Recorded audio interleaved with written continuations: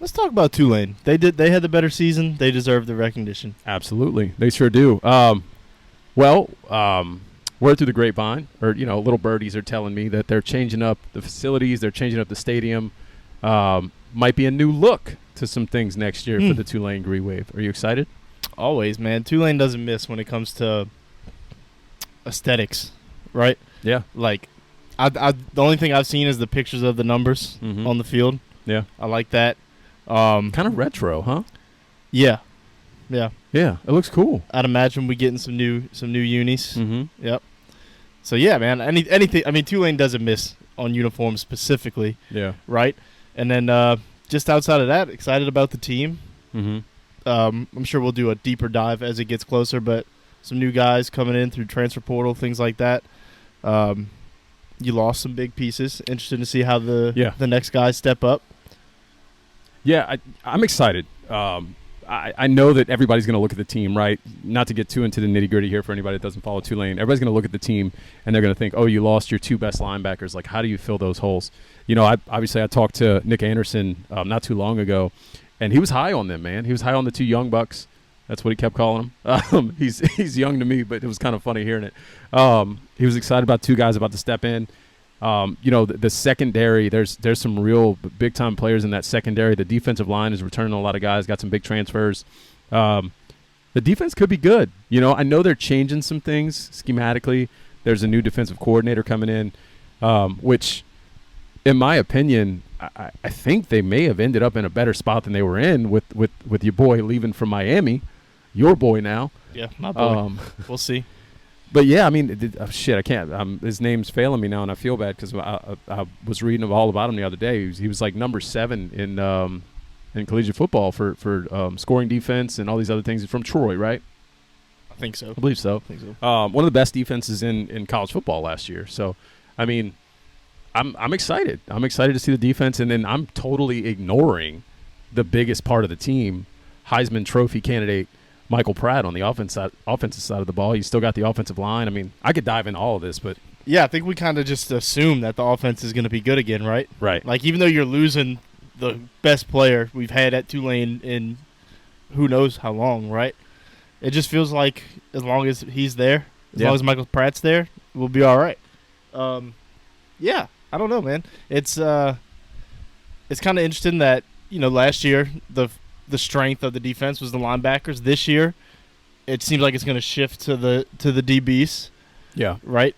So it'll be cool to see how that plays out. Potentially. I mean, you also lost some leadership on the back end, too, at your safety position. You lost two of your best – or your two safeties, which is going to be a little tough. Now, they do fill those roles with guys that are coming in with some pretty good track records, transfer guys. Yeah. Which should be exciting. I think – question for you. My first thought, everybody assumes, right, Michael Pratt's the guy. Well, we know Michael Pratt's the guy. But do you think he comes out and is just like throwing the ball around the yard? Like, what are you expecting out of the offense? I kind of hope so. Yeah. Like, I mean, obviously I just want him to do whatever works, right? But when we talked to Maddie last year, they were more focused on Tajay, right? And even it kind of seemed like she felt this year they might open it up a little bit. And I think it'd be cool, not only for Tulane, but for Michael Pratt. Like, if we obviously want Michael Pratt to have a career after Tulane. Oh, for sure. And the best thing that can happen is that they open it up and let him showcase it. I saw a stat. If we're sort of solely talking about Michael Pratt and being a phenomenal passer, the thing that sticks out to me the most is his decision making. I feel like it's quick, it's decisive. Mm-hmm. He makes good reads. He does throw short a lot, which is fine. I have no problem with that as long as it's the right read. I forget what it was. It was something like, of all the quarterbacks with at least 25 touchdowns, he had the second least amount of interceptions behind Hendon Hooker. That was it. Do you think Alex Smith is a good comp for him? Maybe. I mean, right now, yes. That's not a bad one at all.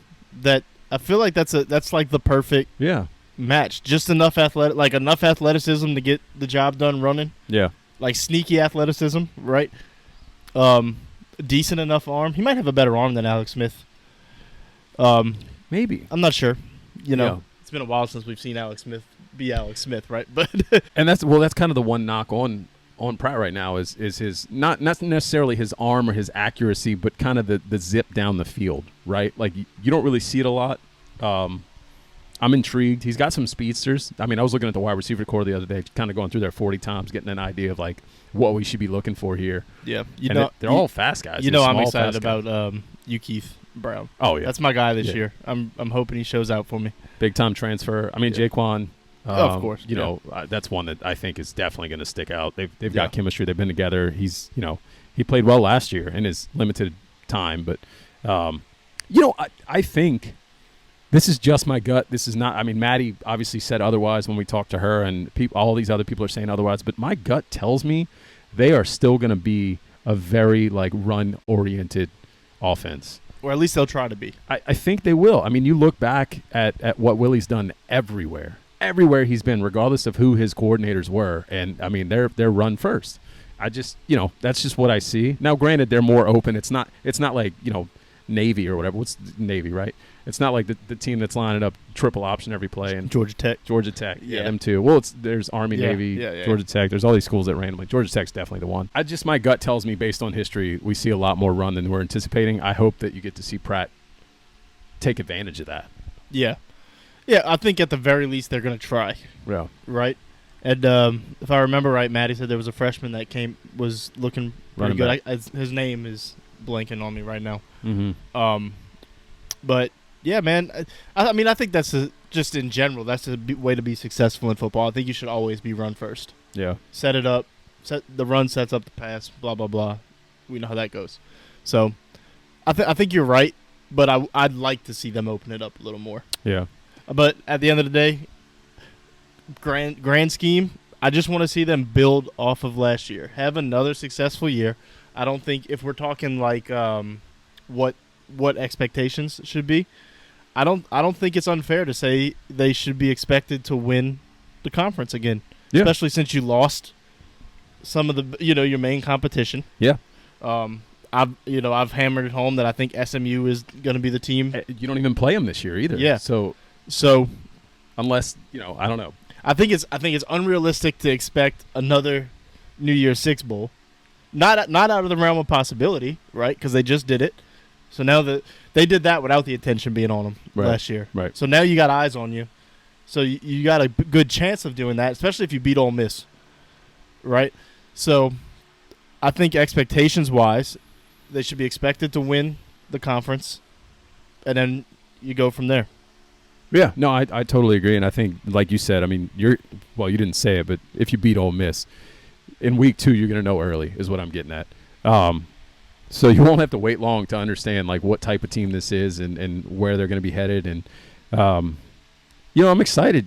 Even 2 years ago when they had their down year with all their injuries and coming off the hurricane, they played Oklahoma very early that year, week 2 or something like that, and they almost beat them. Now, granted, after that it was all downhill, but this team has risen to the occasion multiple times, and I think that you should expect another conference championship. Like, that's definitely the first goal. Yeah, no, I'm with you 100%. Yeah, I don't have much more to say on it. Well, like I said, I'm sure we'll do a Tulane deep dive as it gets a little closer. Maybe we'll try to get Maddie back on and get a little update, Speaking of Tulane, shout out Tajay Spears, allowing us to sell his shirts. If you want a phenomenal Tajay Spears shirt, I love this shirt, dude. I owned this shirt before we were allowed to sell it. You probably saw me wearing it before. Our cover athlete of however many months ago. The inaugural. The first cover athlete, that's right. Yeah, the first cover. The No Magazine, which isn't a real magazine, but we have fun with it, It is what it is. Maybe it will be one day. Maybe. Yeah, we'll put out stuff. There's articles. We could make one. Maybe that will be the magazine we leave in our time capsule. Ah, that is also a callback. Good job. Good job.